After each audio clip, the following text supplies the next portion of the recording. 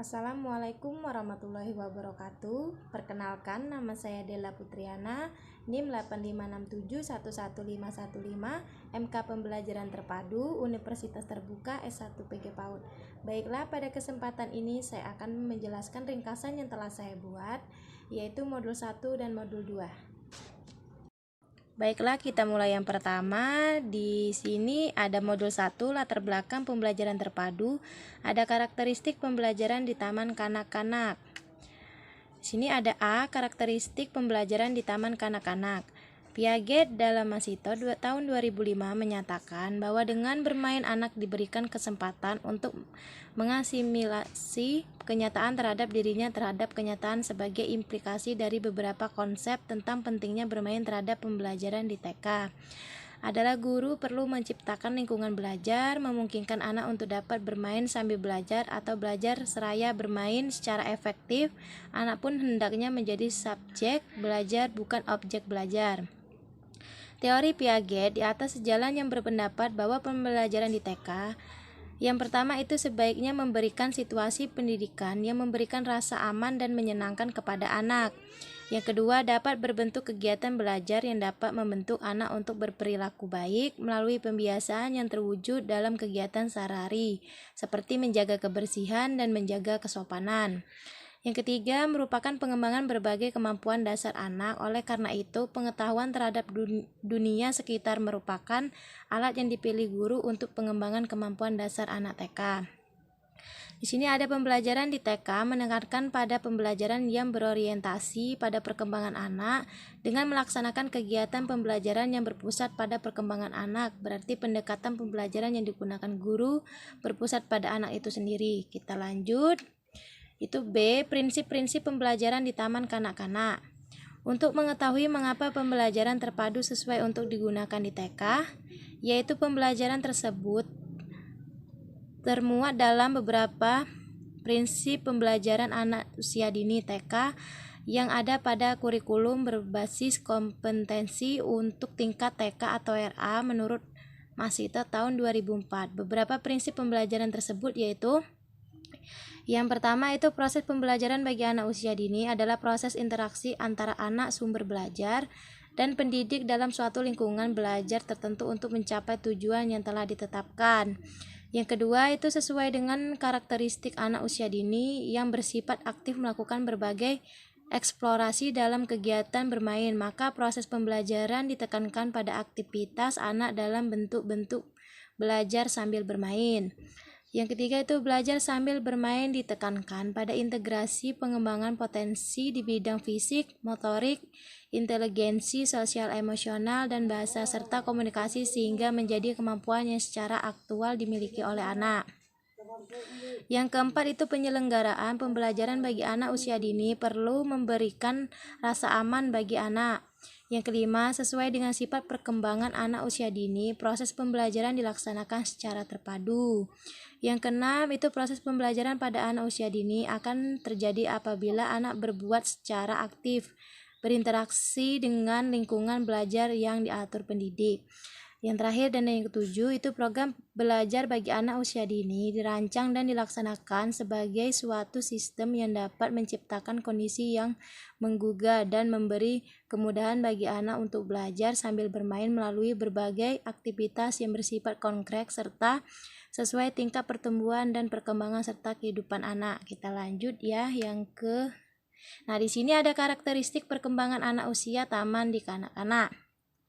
Sini ada A, ciri perkembangan anak usia dini taman kanak-kanak. Itu perkembangan anak TK yang berentan dari usia 4 sampai 6 tahun merupakan bagian dari perkembangan manusia secara keseluruhan. Perlu Anda ingat adalah semua aspek perkembangan anak di atas tidaklah berkembang secara sendiri-sendiri. Semua kemampuan ini berkembang secara menyeluruh dan sangat pesat pada masa usia TK. Sebab itulah masa usia TK seiring disebut masa kemasan bagi setiap perkembangan anak. Kita lanjut. Nah, di sini ada B, kemampuan dasar anak taman kanak-kanak. Kemampuan anak TK terdiri dari 6 kemampuan. Yang pertama ada kemampuan kognitif anak TK. Yang kedua ada kemampuan sosial emosional anak TK. Yang ketiga kemampuan nilai moral agama anak TK. Yang keempat ada kemampuan fisik anak TK, yang kelima ada kemampuan bahasa anak TK, dan yang keenam kemampuan seni anak TK. Di sini ada satu kemampuan kognitif anak TK itu bertujuan untuk mengembangkan kemampuan berpikir anak agar dapat mengolah perolehan belajarnya, dapat menemukan bermacam-macam alternatif pemecahan masalah, membantu anak untuk mengembangkan kemampuan logika matematikanya serta pengetahuan agar ruang dan waktu, mengembangkan kemampuan memilah-milah dan mengelompokkan serta mempersiapkan pengembangan kemampuan berpikir teliti. Kedua ada kemampuan sosial emosional anak TK, yaitu bertujuan agar anak merasa percaya diri, mampu bersosialisasi dengan orang lain, menahan emosi jika berada di dalam suatu keadaan sesuai dengan kemampuan dan tingkat perkembangan anak.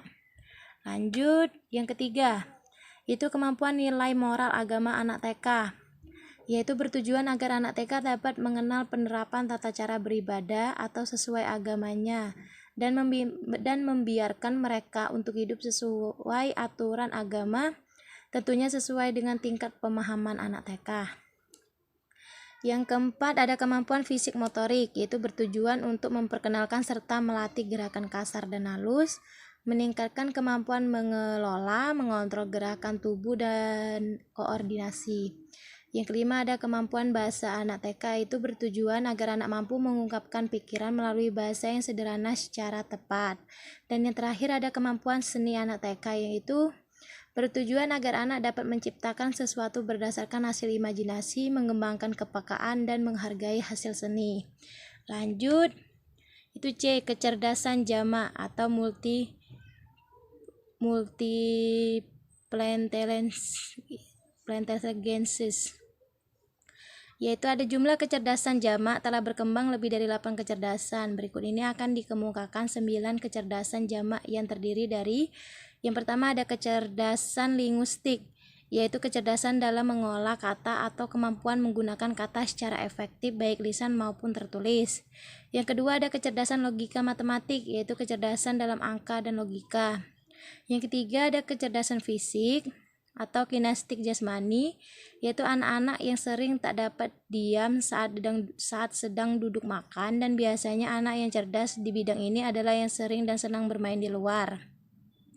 Yang keempat ada kecerdasan visual spasial, yaitu seorang anak yang memiliki kemampuan untuk memvisualkan gambar di dalam pikirannya atau yang dapat memecahkan masalah atau menemukan suatu jawaban dengan memvisualkan bentuk atau gambar.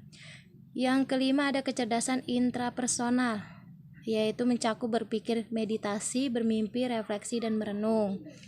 Lanjut, yang keenam ada kecerdasan interpersonal atau antar pribadi, yaitu kemampuan berpikir lewat berkomunikasi dengan orang lain. Yang ketujuh ada kecerdasan musikal, yaitu kemampuan seorang anak dalam menangani bentuk-bentuk musikal seperti mengubah, menikmati musik, mengekspresi diri, misalnya menjadi penyanyi, komposer, dan menjadi pemain musik. Yang kedelapan ada kecerdasan naturalis, yaitu anak yang mempunyai keahlian mengenali dan mengkategorikan spesies flora atau fauna, serta kepekaan terhadap fenomena alam. Dan yang terakhir ada kecerdasan eksistensialis, yaitu kemampuan seorang anak untuk menempatkan diri dalam hubungan dengan jangkauan kosmos jauh yang tak terhingga besarnya atau kecilnya, misalnya memahami makna hidup dan cinta pada sesama. Kita lanjut ke modul 2, yaitu ada konsep dasar pembelajaran terpadu dan ada hakikat pembelajaran terpadu. Pengertian pembelajaran terpadu. Pembelajaran terpadu adalah pendekatan yang digunakan dalam kegiatan pembelajaran dengan mengintegrasikan kegiatan ke dalam semua bidang pengembangan, meliputi aspek kognitif, sosial emosional, bahasa, moral, dan nilai-nilai agama baik, motorik, dan seni. Masuk ke karakteristik pembelajaran terpadu. Nah, di sini ada karakteristik pembelajaran terpadu. Terdapat beberapa karakteristik. Yang pertama ada pembelajaran terpadu berpusat pada anak atau student centered, yaitu hal ini sesuai dengan pendekatan belajar modern yang lebih banyak menempatkan anak sebagai subjek belajar. Yang kedua ada pembelajaran terpadu dapat memberikan pengalaman langsung kepada anak. Yang ketiga ada pembelajaran terpadu menciptakan kegiatan yang dapat mengoptimalkan semua pemikiran anak, karena di dalam pembelajaran terpadu anak ditantang untuk menggunakan semua pemikiran dan pemahamannya. Yang keempat ada pembelajaran terpadu menyajikan konsep-konsep dari berbagai bidang pengembangan dalam suatu proses pembelajaran. Yang kelima ada kecerdasan terpadu bersifat luas atau fleksibel. Sebagai guru dapat memilih tema apa saja yang dekat dengan dunia anak dan mengembangkannya dalam kegiatan pembelajaran. Dan yang terakhir ada hasil pembelajaran yang akan dicapai adalah agar setiap anak pengembangan dapat dikembangkan sesuai dengan minat dan kebutuhan anak. Kita lanjut ke C, prinsip-prinsip pembelajaran terpadu. Nah, prinsip-prinsip ini terbagi menjadi 13. Yang pertama ada tema harus berorientasi pada usia, perbedaan individu, dan karakteristik sosial budaya anak. Yang kedua ada tema harus berkaitan langsung dengan pengalaman anak dan harus dikembangkan berdasarkan hal-hal yang telah mereka ketahui dan apa yang ingin mereka ketahui. Yang ketiga ada setiap tema harus menyajikan konsep-konsep yang dapat diselidiki oleh anak. Yang keempat setiap tema harus didukung oleh suatu pengetahuan yang telah diteliti secara cermat. Yang kelima ada tema harus mengintegrasikan materi dengan kegiatan. Keenam, informasi yang berhubungan dengan tema harus disampaikan kepada anak melalui pengalaman langsung yang melibatkan penemuan aktif. 7. Kegiatan berhubungan dengan tema harus menggambarkan bidang pengembangan yang beragam. 8. Ada tema harus memungkinkan dapat dilaksanakan melalui kegiatan proyek yang diprakarsai anak. 9. Tema harus memberikan kesempatan kepada anak untuk merefleksikan apa yang telah mereka ketahui. Ke-10, tema harus dapat diperluas atau diperbaiki sesuai dengan minat anak dan pemahaman yang ditunjukkan kepada anak. 11. Ada mengakomodasi kebutuhan anak untuk bergerak, berinteraksi sosial, kemandirian, dan harga diri yang positif.